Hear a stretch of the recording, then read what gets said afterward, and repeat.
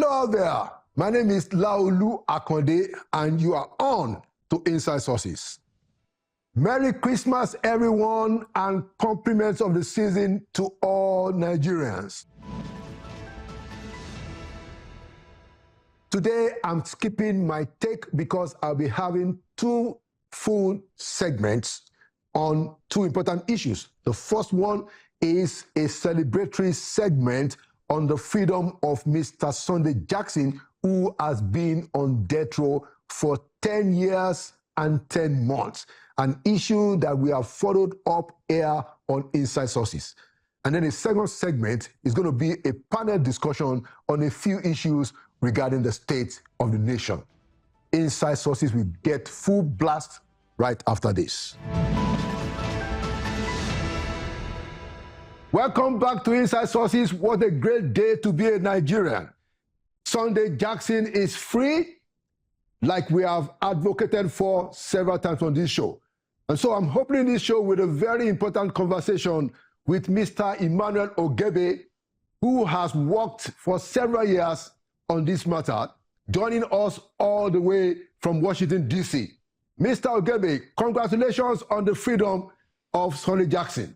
Aluta continua, Victoria Aseta, Merry Christmas. And also here in the studio, also somebody who has been quite vocal on this case, an Abuja-based lawyer, Mr. Ibrahim Wali.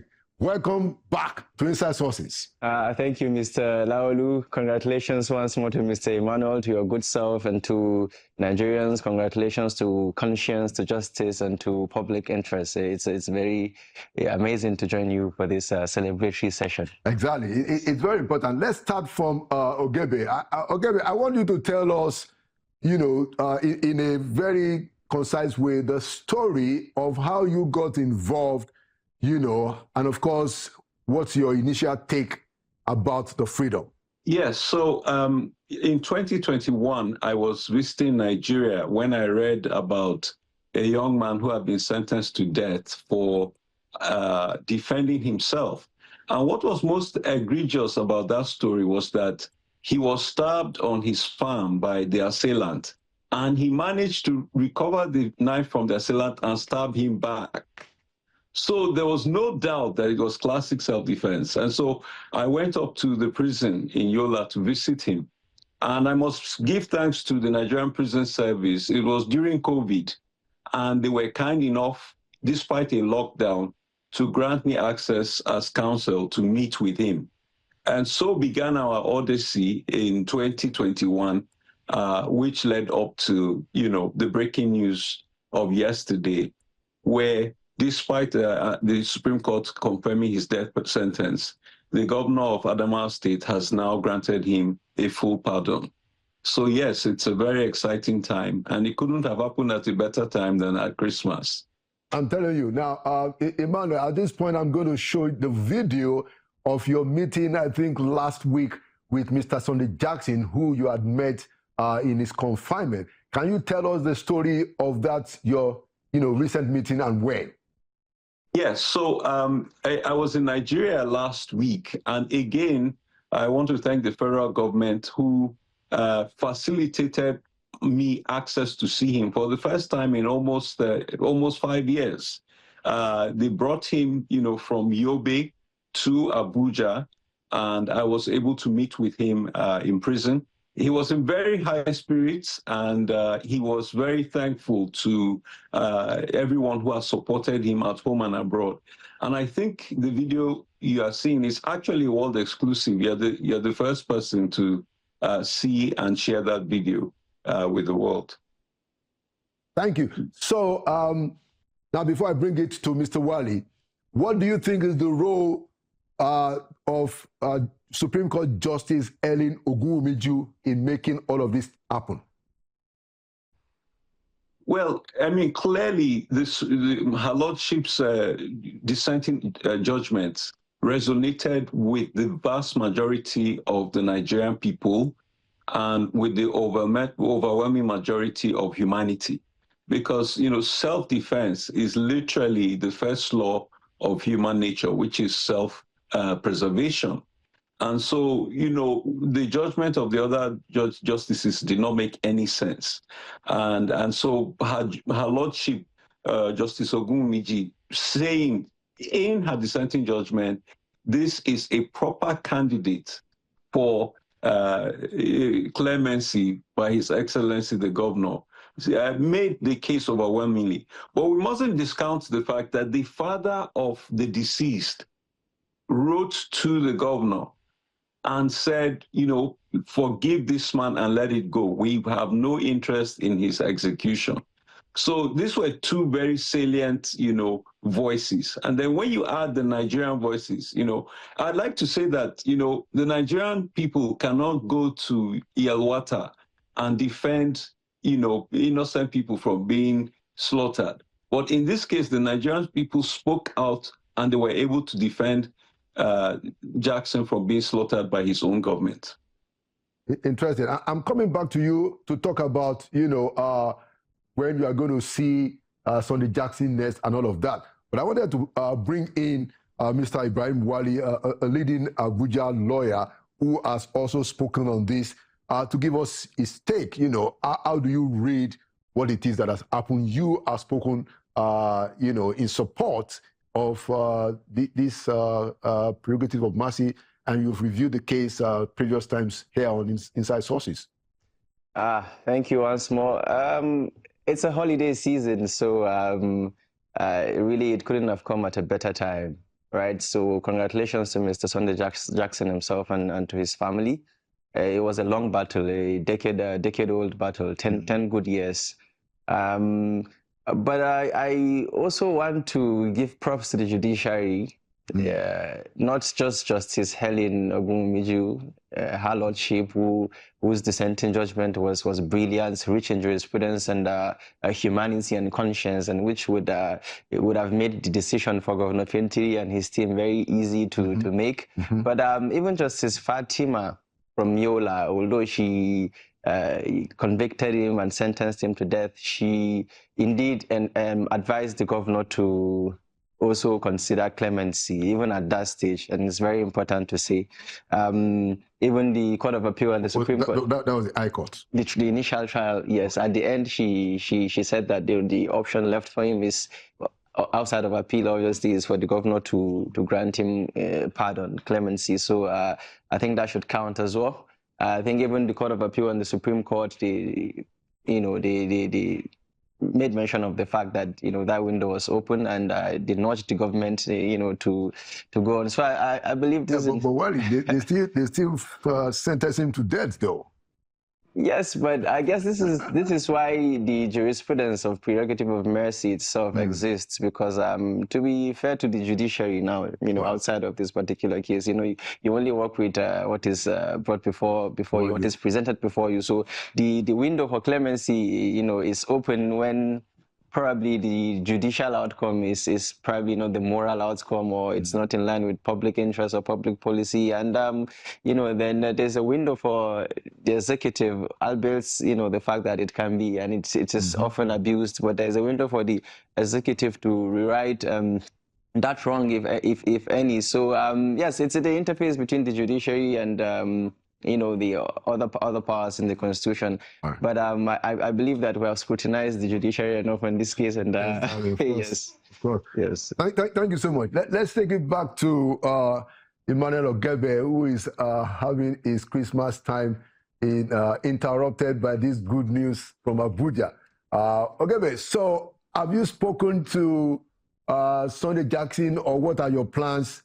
To connect with him, do we know where he is and some of that? Okay, so yesterday, because I had been given a heads up that this might be happening, I had him on standby so that I would call him and break the news to him. Unfortunately, after I was contacted by the FGN and I requested for confirmation in writing, by the time I reviewed the pardon order from the governor and I called, the prison had closed for the day. so I was not able to, speak to him.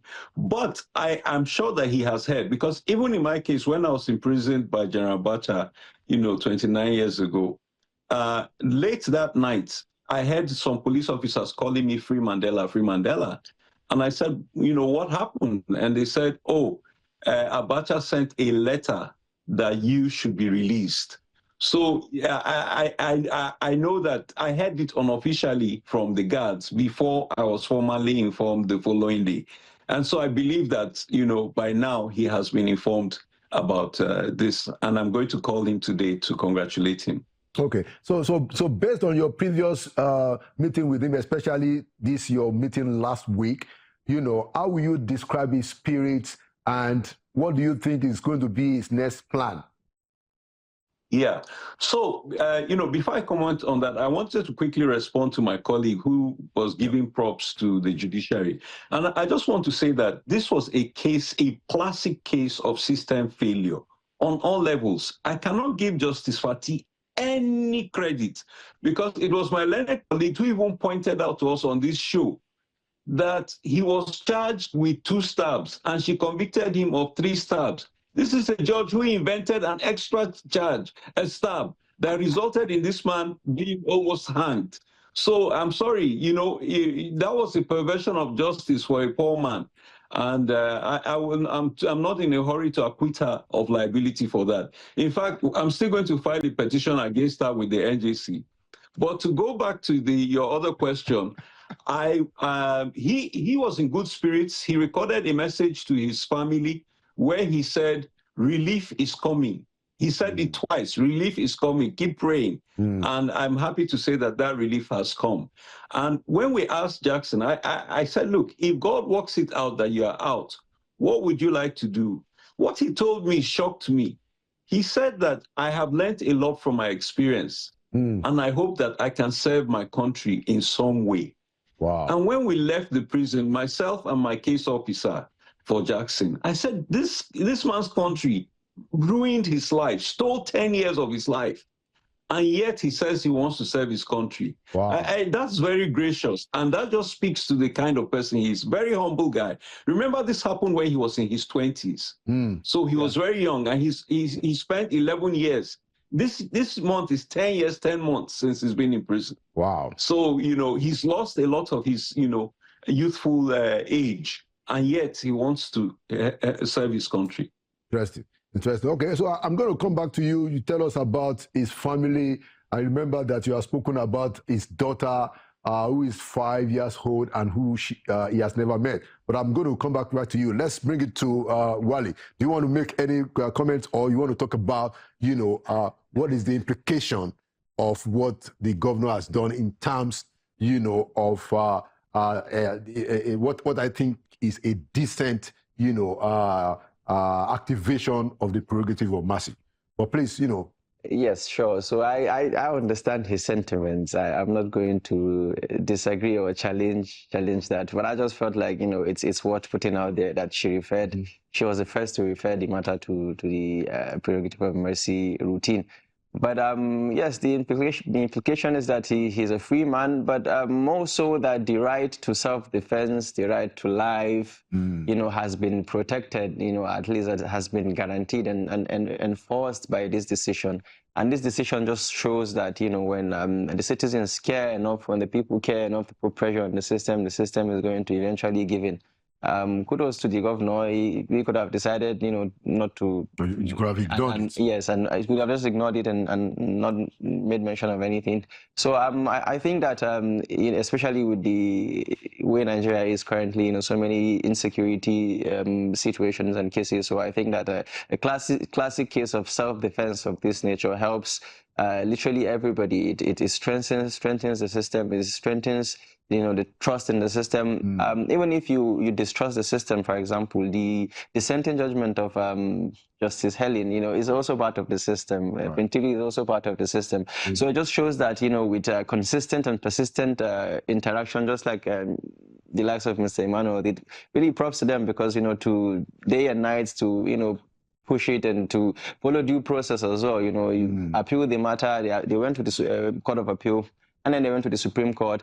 Even at that, they had the knowledge of the fact that there was a prerogative of mercy window, and they started activating it as well, sending letters and requests and advocacies and all the conversations that we were having. So it just shows that when you interact with the system persistently and intelligently and, in an informed manner, then there might just be a light at the end of the tunnel. So I think this victory is for our conscience, for everybody, for all Nigerians, and I believe that there's a lot to learn for everybody here. Prison sometimes is a good experience, and I'm sure I'm sure that is why Mr. Jackson felt the need to, maybe in his mind to give back in a way, because Nigerians stood for him, and I'm sure that even in the correctional facility, his fellow inmates and probably the guards, because I have a good relationship, a good knowledge of how our prison system operates, I'm sure that they were in support of him. So he must have seen that support and felt like, well, Nigeria we can't give up on Nigeria. We can't afford to. So I'm glad that he has that mentality and is ready to give back to serve, or rather give forth, because a lot of people would argue that it's the country that should give back to him after taking, yes. And he will give forth to the country. Exactly, yes. Yeah, Mr. Ogebe, I see that you are laughing already. Get in on it.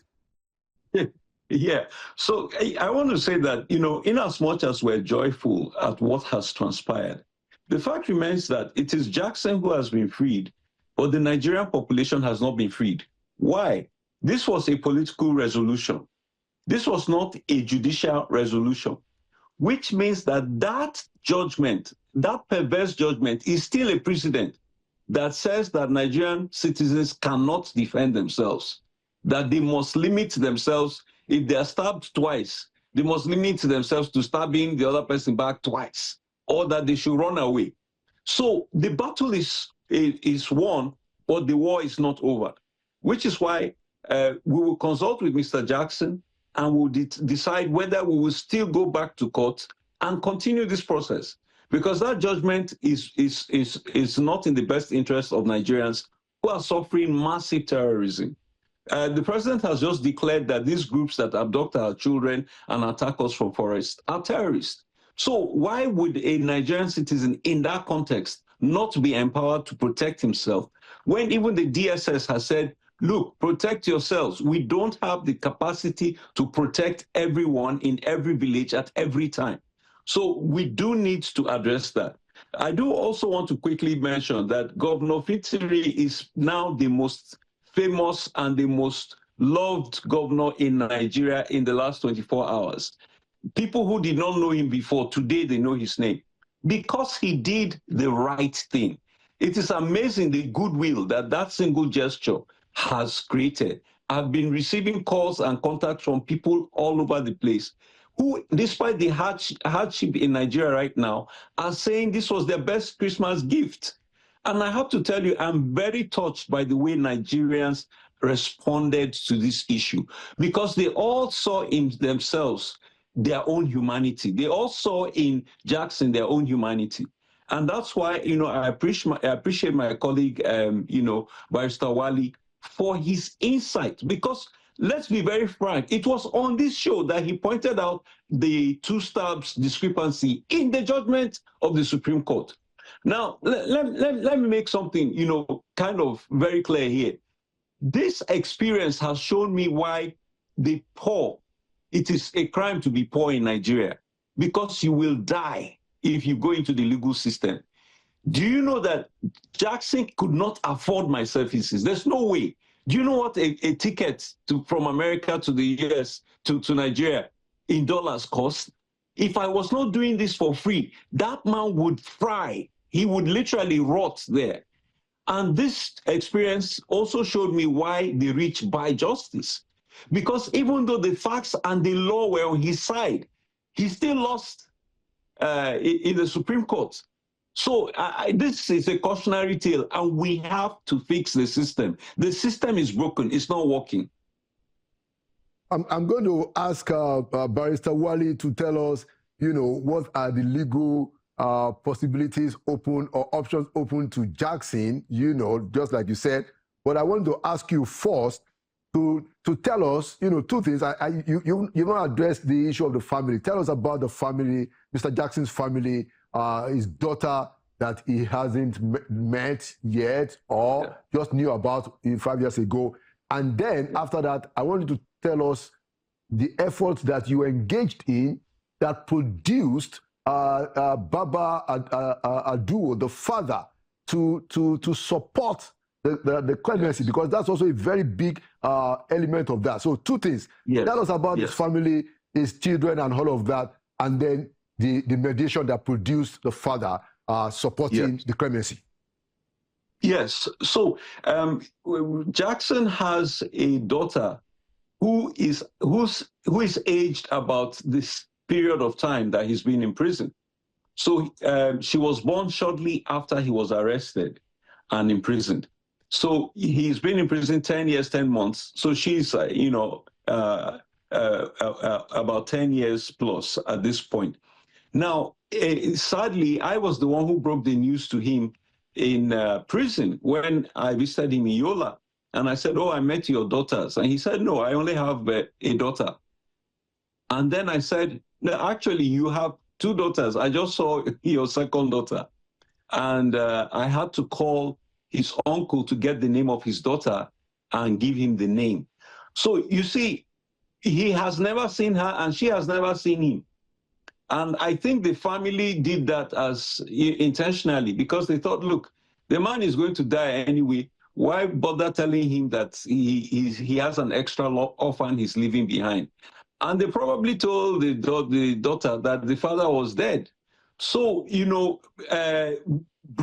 coming into his case brought hope to both of them. And I have to tell you, when I went to visit his family in Yola in August, I was wearing this T-shirt that you're seeing now.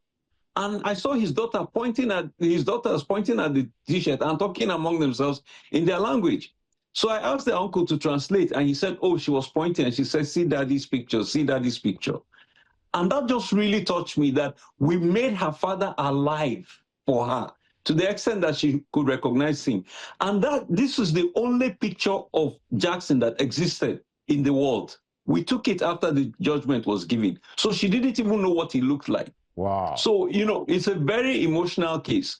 Now, with regard to your second question about Ardo Bawuro, again, that's another human element of this case that is very touching. Yeah. That was facilitated by the Hama Bachama, the royal father of the Bachama tribe. And he was the one who reached out to the father. He traced him, he invited him to the palace, they met, and the father disclosed to him that he was shocked to hear that Jackson was sentenced to death. That he thought the case was all over. So when we researched, we found out that he was listed as a prosecution witness and that he never testified. So he assumed that the case had been dropped. Remember that Jackson was held for 5 years in prison awaiting trial. So none of them even knew that a trial held. He was never called as a witness. And then Channels Television went there, investigated, and found the local chief who said when this thing happened, they sat down as a community, they pleaded for forgiveness from the Fulanis, and they forgave and resolved issues. So all of this now opened fresh wounds in the community. And so when I flew there, I met with the father himself, and he confirmed to me, and he signed a letter for pardon in my presence. And I took it and delivered it to the Attorney General of Adamawa State. So this was the process that took place in the community to preserve the peace. And if this man had not been pardoned, there would have been a fracture in that delicate peace. Excellent point, and Ogebe, it's important to also say that, your own hard work, and your resolve. I remember that you even brought Reverend Devlin, was on the show from the US. I think that is also a very big component of all of this. And that is why Barrister Wali was very correct when he actually said, congratulations to Mr. Ogebe. So congratulations to you. As we begin to wrap up, and I'm going to give you the last word, I want to bring it to Wali. Two things. Mr. Ogebe said that, he's probably going to have a discussion, on what options are open, what remedial options are open to Jackson. I wanted you to talk about that. You practice law here in Nigeria every day. Is there a window? And then he said that Jackson was awaiting trial for 5 years. Mr. Wali, how many people more do we imagine are in this kind of situation where they are waiting trial for such long years? And then do you really think that the poor people get justice in Nigeria? Thank you. So a lot for you. It's quite a lot, but I can summarize them. First of all, the matter has gone to the Supreme Court. The Supreme Court has decided, right? So it means that there's no other court you can go to, and there's no other body that can superintend over the Supreme Court. Maybe the window that's open is to go back to the Supreme Court for a review. But the last time some lawyers tried to go back to the Supreme Court, that this was very senior lawyers in Nigeria. It didn't end well. What about the merit of the case? It didn't end well. So frankly, I do not see any legal routes that allows for that opens up the merit of the case itself. I can understand his initial, to say that he wants to go against the judge directly, and yes, maybe, but that has to do with, what the judge did or didn't do, not necessarily the substance of the case. But with regards to the merit of the case, he's my senior colleague. Maybe we learn every day. Maybe that there's a window out there but I personally don't think that there's any legal window after the Supreme Court. On your second question, I'll begin by saying even, let's say, 60 to 70% of the criminal trials that I handle myself personally have lingered for more than 3 years so far as it is. In fact, rarely do you see a contested criminal case, get completed within a year or 2 years. I think 5 years for a case of this nature is quite expeditious, to be very frank. When you look at the system as it is, we have more. Yes, we have more awaiting trial inmates than we have convicted, inmates. Than we have convicts. Awaiting trial inmates are literally the bulk of. So we have more people awaiting trial. Who are not even in the system awaiting trial yet. They are still with the law enforcement agencies. So they are probably more than the people awaiting trial, who are now more than the people that have been convicted. Yes, so it's like there's a row of people being fed into the system, and the system. We have an urgent need for justice sector reforms. Yes, very urgent. We hope that the Attorney General of the Federation, who is very experienced and learned about this, is going to put something forth in the nearest future with regards to. There's a third question about whether justice for poor people. The reality is, it's very difficult for you to get justice without a vigilant attorney. Now, for you to have a vigilant attorney, it's not always cheap. That's just the reality. So it's not about justice per se.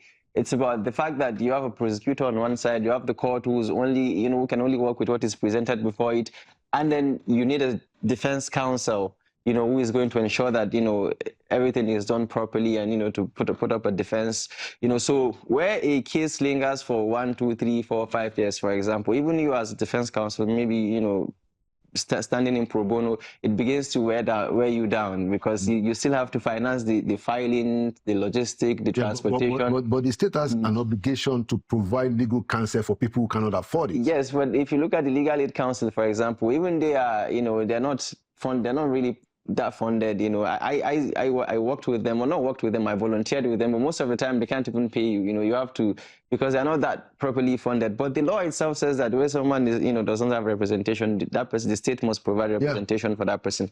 But the reality is, I don't think that the state has really taken care of that aspect of its duty. So I don't think we have, states public defenders who are, funded by the state. We have a legal aid council, but I don't think, and this is also where the Attorney General of the Federation comes, because the council, I think, is under the ministry. So yes, so there's a lot that can be done. Frankly, it's unfortunate. Frankly, for indigents, it's very difficult to really defend yourself, no matter how innocent you are. And like you said, if they didn't interfere, that would have been it. Because even the appeal process, for example, just to compile records, because when you file an appeal from the trial court to the court of appeal, you have to compile the record of everything that happened at the trial court, and you have to make, copies for all the justices of the, about 20+ copies.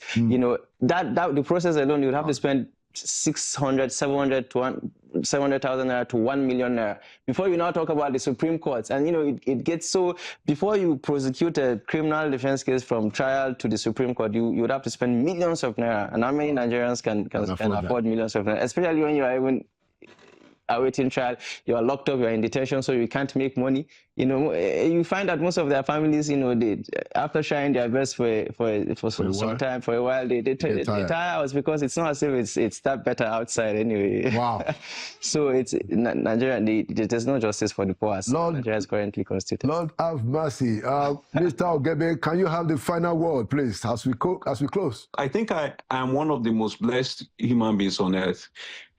This time, 2 years ago, I landed in Abuja airport with a man that I got off death row in Indonesia after 20 years. And I have to say that very few people are that fortunate in their careers to be able to bring back two people from death row post-appeal. In other words, they were awaiting execution. Supreme Court had given their judgments before we were able to get them off. So I return glory to God for giving me the opportunity, knowing that I myself was one prisoner. And I want to call on people of good will, to be sensitive to the suffering in our community. There are so many people that have no one to speak up for them, and that's why, they are languishing. So in this Christmas season, let us, open up our hearts and look for people that we can intervene. Sometimes all someone needs is a voice to speak up on their behalf.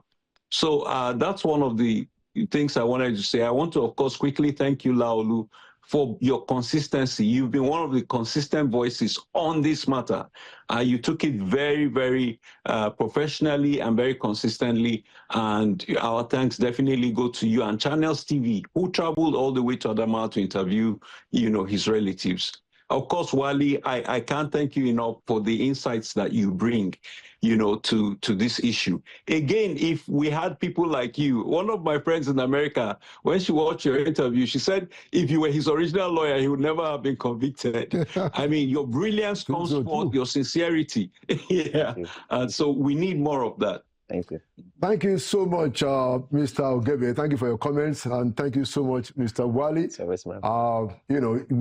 We must say that the Channels TV is a platform for truth, and is the reason why I'm also here.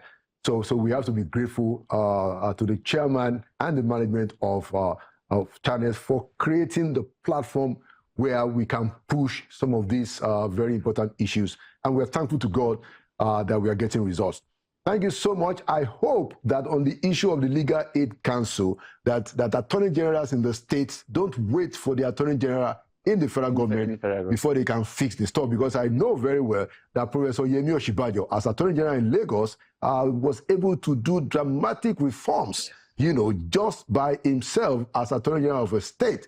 So they have the same power anyway, the AGF and AGF. Exactly. So don't let the attorney generals in the states wait for Attorney General Lateef Fagbemi, who I believe is also very capable and who we hope will do the needful. We have a very severe need for justice sector reforms, and we're going to come back to that issue at some later times. Thank you so much, Mr. Ogebe. Thank you so much, Mr. Wali. Thank you for your voices. Thank you to Riley Moore and the NSA and other officials of the Nigerian government who worked to make this happen. Exactly. Very important, because Riley Moore, thank you for bringing it up. Riley Moore actually spoke quite a lot even about Sunday Jackson. When I was in we were together, Emmanuel, at that U.S. congressional hearing in November, even though he didn't have anything, he brought in the case of Sunday Jackson and made that call. And we're thankful that with everything together, this has happened. Thank you again, Mr. Ogebe, for your voice. Thank you, Mr. Wali, and thank you for coming to Inside Sources. Inside Sources will be right back. Welcome back to Inside Sources. In this segment, we want to have a conversation on a few notable issues, a panel discussion. We want to talk about the tax reform bills, what is really happening, what is happening, secondly, to the Buhari people. Are they being persecuted, or indeed they seem to be corrupt? And then finally, what we have described here as Aisha Buhari's cries. To join me in those important conversations today, I'd like to welcome back to Inside Sources Malam Baba Yusuf, strategist, policy advisor, public intellectual, and the CEO of GITC. Malam, welcome back to Inside Sources. It's good to be here always, Prof. Thank you. Thank you. Thank you. And to his immediate right, my far right, is a retired banker, author, and a newspaper columnist. I'd like to welcome back to Inside Sources, Mr. Etim Etim. Etim, nice to be here. Thank you. All right. So let's start from Etim. The tax reform crisis or, misunderstanding. Representative Dasuki, representing one of the federal constituencies in Sokoto, came out on the floor of the National Assembly and said that, hey, I found out that the gazetted copy of these tax reform bills is different from what the National Assembly approved, which also meant what the president signed. What is your take, Etim? I think this is one of the most embarrassing moments for this administration.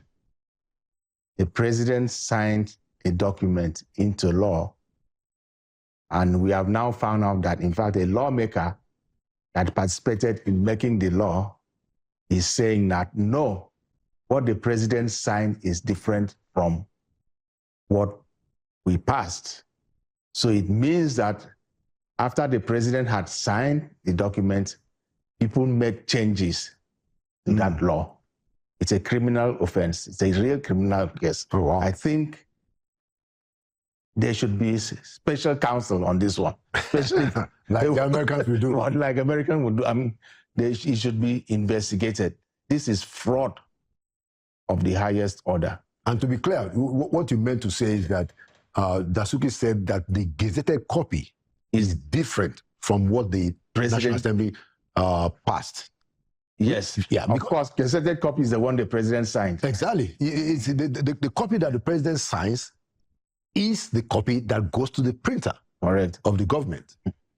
So where did the changes occur? That should be the first thing this country should find out. And the president should not, or the government should not sweep this under the carpet. Of course, we've seen cases in the past when appointment would be made and names of persons that were not included would be announced. We've also seen cases in which dead people are being announced as being given appointments. Ambassadors. Well, those ones are forgivable. But what has happened to the tax law cannot be forgiven. We must get to the roots of the matter because it speaks to high-level corruption and fraud. Okay. Malam. Yeah, I received that information with utter shock. Prof, like you know, and a lot of our viewers know around the world, I was a proponent of this tax reform. I am a proponent of that tax reform. That's true. At the risk of my life. Why? Because I come from the core north. And because of the opaqueness of the nature of taxes over the years in Nigeria, there was a big pushback. It was a big job. It was a tough job for us to do. For those of us that are not under the payroll of government, we know the threats and the risks. When someone sent me a message to say, what I did, when it was not fashionable to do so. Having said that and having done that, I am flabbergasted to see that the gains that have been made and people will have been able to win to get this very, very important law passed. Why? Because, Prof, this is not just another passage of law or an act. This is an entire paradigm shift. It happens once in a while in the history of a country.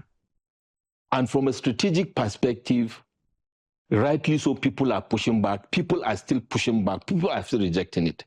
Rather than for us having achieved this big win, to now see how we can be able to do what is called a strategy, a change management process for people to buy in, to gain the confidence of the people, for them to buy, because fundamentally, Nigerians should must buy in. Yeah. So we must continue convincing them, continue bringing them on board to accept it until they see the implementation let them and see, yes, it. to own it. Thank you very much. And then maybe in the first quarter of the year, they start seeing the quick wins, what I call the quick wins. Having done that, it is unthinkable with all the administration is facing internationally and nationally for some people, whoever they are, to come through this process, because I believe there is no how Mr. President will be aware that there's any change in this and he will sign off. So in my own opinion, and in the opinion of people that know legally, this is a serious issue. It's a criminal offense. It's a breach of trust of Nigerians. It's a breach of trust of the President of the Federal Republic of Nigeria. And it should not be treated as if it is an opposition conversation. I, Malam Baba Yusuf, was a proponent. I'm a proponent. I'm not opposition. And I'm speaking truth to power. And I'm telling Mr. President and Taiwo Olele and everybody that has to do with, including Dr. Zacchaeus Aridiji, so what do you want? We must get to the root of this matter as soon as possible, address these issues so that we separate the wheat from the chaff. Otherwise, we are already doing what I call self-sabotage. The policy is a good policy insofar as what I know about it, what you know about it, and what ETIM knows about, and what the National Assembly signed off is what will be executed. And then we'll go through the Herculean task of still convincing the people of Nigeria, because they matter and their opinions matter. Yeah, thank you guys. I mean, I wanted to refrain, from communicating my own views on this to let you guys have, but I think I can also make a point, because I think based on what Etim and Malam have said, I think the president has a responsibility to come out and tell us that there's no problem. The copy that I signed is what is going to be gazetted. That would be fantastic. Anything that has been very gazetted, happy to hear that. Something has happened to it that I did not approve. Yes. The one that I signed is the gazetted version. Excellent. If the president does that, today the problem is over. Yes. Okay, so and we'll talk about implementation. Excellent. All right. So let's go to the next point. The Buhari people. Yes. So are they prosecuted or are they corrupt? Are these allegations, like lawyers say, are they prima facie cases that ought to be defended? Let's start again from Etim. At the last count, there are at least 5 ministers in the Buhari cabinet that are being prosecuted. Oh, wow. Including the governor of the Central Bank that served under the Buhari administration. True. So on the surface, it would seem as if President Tinubu is out to get the Buhari people. If you couldn't get Buhari himself, get the ministers. On the surface, you can say that is the case. But if you look deeper, this is APC government. Buhari was APC president. There is absolutely no reason to think that Tinubu is persecuting Buhari's ministers. I think we are dealing with a case of congregation of so many corrupt people that serve under administration that is now being judged to be one of the worst in the country. Very embarrassing. Terribly embarrassing, especially to me, Etim. Well, you were there, but you were a small part of the. Very small. Thank you for saying that. Very small part of the government. You work with a very decent man who was the vice president. Wow. I'm pleased that President Buhari himself is no more. I just wonder how he would be taking all of this. It would be terribly so embarrassing. I, for one, campaigned for Buhari. I thought he was a decent man, and I believe maybe he was until his death. Maybe he surrounded himself with too many bad people, or he was too weak to control what these people were doing. I mean, look at what Malami is being accused of. And Malami was one of the key cabal members, close to the president. Was the president not aware of what was going on? Look at what the governor of CBN is being accused of. All over, all other ministers. It makes me wonder, okay, so what will happen when this administration goes? Are we going to see the ministers also being persecuted? Or is this the end of the run? The end of the road. Okay. Thank you, Eti. Madam. Well, you know, it's a sign of our times, Prof. I wouldn't want to call it persecution, even if it is. It is time, even if it is, because I'm not saying it is. Yeah. The way I see this is that if people don't want to get burnt, they shouldn't go near the fire. If we want to see a clear case of persecution, is where the cases are highly circumstantial, the cases seem to be fabricated, right? It appears people are just making up things to attack people. But all the cases, I dare say, with profound respect to the judicial process of until proven guilty, Right. but I dare say, with my pocket knowledge of the law, prima facie cases have been established against all these principal players. One on the hot burner is the former Attorney General Minister of Justice, Malami S.A. Right. You have the former Minister of Aviation, you know, Hadi Sirika, you have the former CBN Governor, and all of them. And if the opposition are saying persecution, like Etim said, members of the APC are there, members of PDP, APC, whatever, Ngige is there, everybody is there. So what I want to see politicians coming to say, Ngige is there, he has been granted bail. Yes. I want you to come and tell me in clear terms that you didn't do this, or for us to know. You see, the interesting thing about Nigeria is almost everybody knew what they were doing anyway. What is crystallizing are the details. And then for Malami and others, they refuse to recognize that power is transient. That the day you are given appointment has expiry date, just like the day of our life has expiry date. So they forget, and when they go in there, they forget themselves. Today, Malami is accusing this government of what he has done plus 5. Wow. Yes, because personally, there is a case I know, and I have the letter from Malami. Somebody wrote on his behalf on a matter that is very crucial in this country, that has to do with national security, that has to do with our economy. And the letter is basically telling me to back off. This is the man that is shouting, telling us injustice. We know all he has done. So for me, let him go and have his day in court and deal with the issues and stop this whining and shouting and saying people are after him, because he was after other people too. And that is the cycle of life. Politicians should recognize, leaders should recognize that these things have time. Use your time very well. Do your job very well. If someone is persecuting you, it will be very clear. And naturally, providence will play out and you will be exonerated at the end of the day. Correct. But the way Amana Malami is going, I'm even disappointed, because real men don't whine this way. Absolutely. And, you know, I can agree with the last thing you say, you know, and both of your points are very critical. You know, I belong to a group of, a WhatsApp group of some of us that were in government, you know, and when the issue came up, of course, most of us were shocked, you know, and what the point is that, look, be a man up and defend yourselves, right? You know, defend yourselves, you know. And he's a lawyer. He's senior advocate of Nigeria, for that matter. You know, I mean, it's very interesting. Final discussion, you know, just so we can cover everything. I think we're doing very well. Great. You know, I think it is a team that described this as the cries of former First Lady Aisha Buhari. so this book has been written by Dr. Charles Omole, you know, and it's brought out quite a lot of revelation. I'm still reading it, and it's still a lot.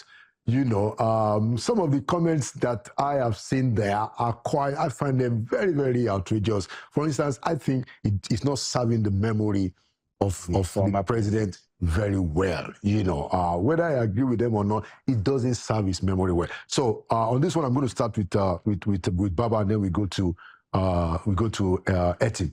What's your view on this book? I will take it from what I said about this former ministers and all that. Leaders should reflect on what legacy they want to leave as they are reflecting on their ambition and vision. And that's not just the president, every one of us. There's time to start something, there's time to finish it, whether you are alive or not.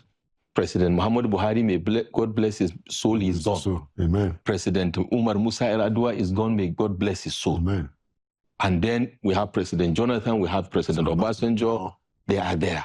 And we have President Tinubu in power. What should be the guiding light to people is he will leave this office. And you see, the point here is you cannot control the tongue and the pen with which people write about you. Of course, yeah.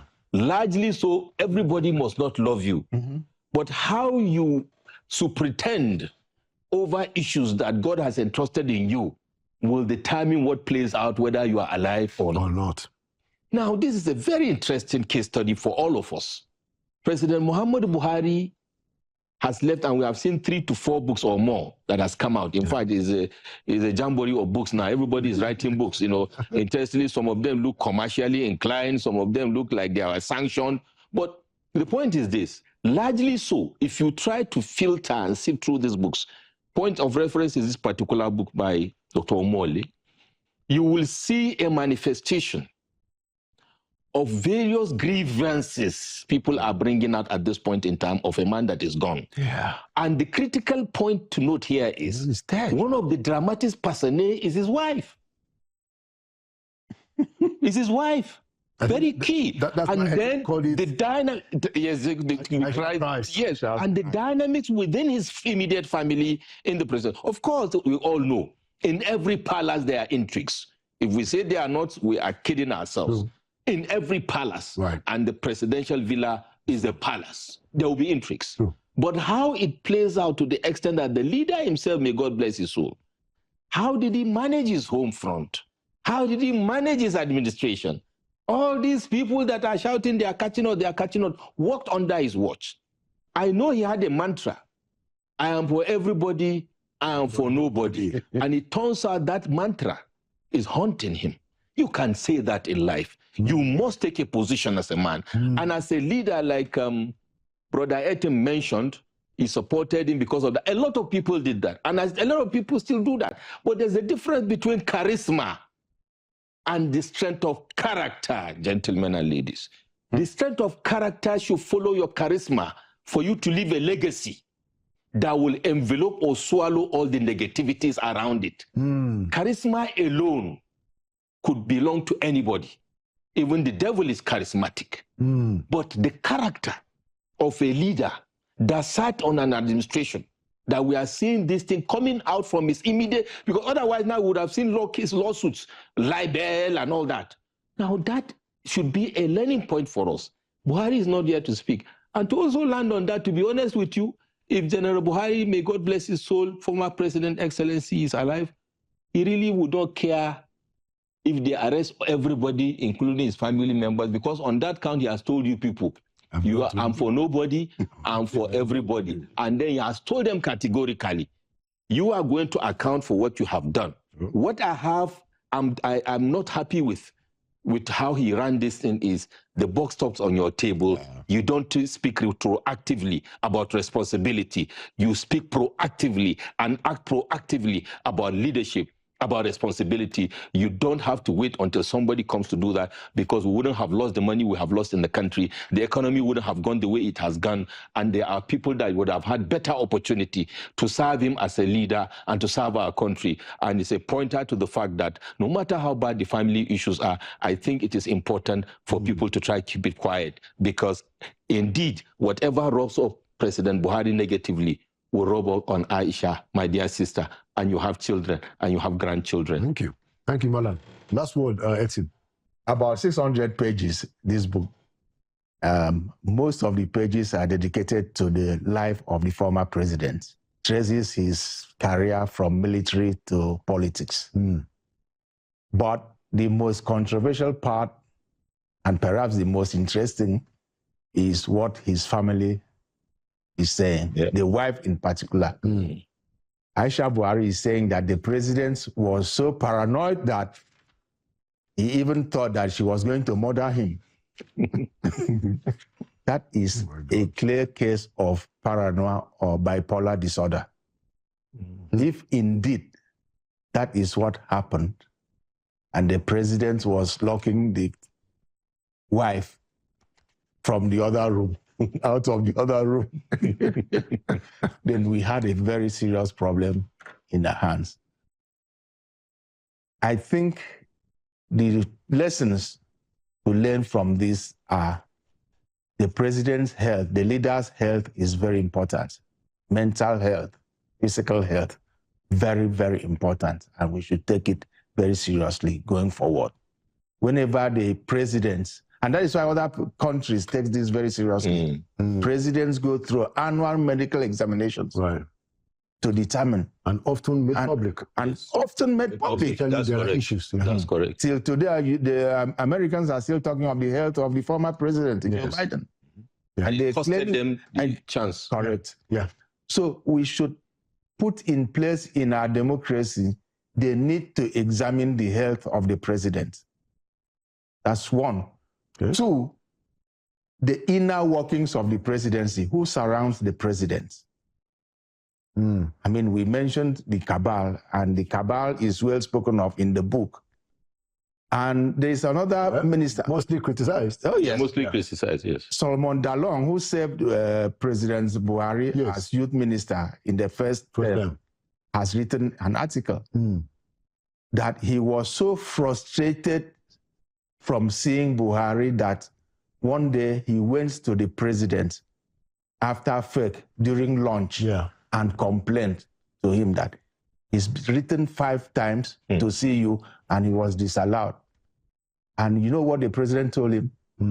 He said, and I'm quoting Dalong, even if you write 100 times, those people will never allow you to see me. What you will do if you want to see me is wait after FEC, walk with me to my office and we will discuss. So the former president knew that he was caged. He was surrounded by people who did not want the president to know what was happening. It's a terrible situation.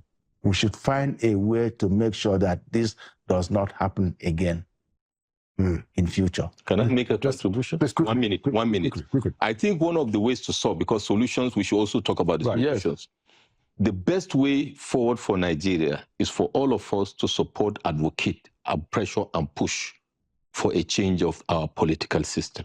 The presidential system, you took it out from yes, the presidential system will never take us out of this doldrum. It is a whirlpool of a cycle. I believe, just like Singapore, just like South Africa and other countries, we should model our democracy to suit our domestic peculiarities and to suit our diversity. And I believe that the presidential system is a big no-no, as we have seen. Thank you so much, Madam. It's very interesting that you took it exactly out of the mouth. We need to, I will take it a step further. We need to go to something like the parliamentary. Absolutely. I'm not saying it has to be Western style. Something like a parliamentary where the president is not able to be cocooned. Yes, and to be more accountable. Yeah, when the president is more accountable and transparent, possibly by law.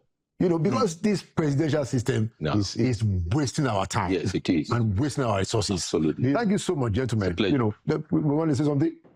Especially this branch of presidential system we are peculiarly Nigerian. Exactly. I think we designed this for ourselves. Just to, you know, I mean, somebody said that they reward ourselves. That we chose the American style, but that the Americans have money to spend. Yeah. We don't have the money to spend. But more than that, look at even the way and we have not matured. Our presidents are behaving. Yes. You know, that, well, if I don't have to talk, I'm not going to talk. Our presidents don't engage with people. You know, and they will sit in Aso Rock and the law protects them. Yeah. No, we don't need that. It's no use to us. Thank you so much, Malam Baba Yusuf and Mr. Etim. Thank you for your voice. Thank you for coming to Inside Sources. Anytime. All right. Happy New Year. Happy New Year. Merry Christmas and Happy New Year to all our viewers. And there you have it, another edition of Inside Sources. Like when we say Nigeria will prevail, it means that Nigeria will win because we will keep on talking about the issues and one day we'll get a break. Thank you for watching. My name is Laolu Akonde. And by the grace of God, I'll see you at the next edition.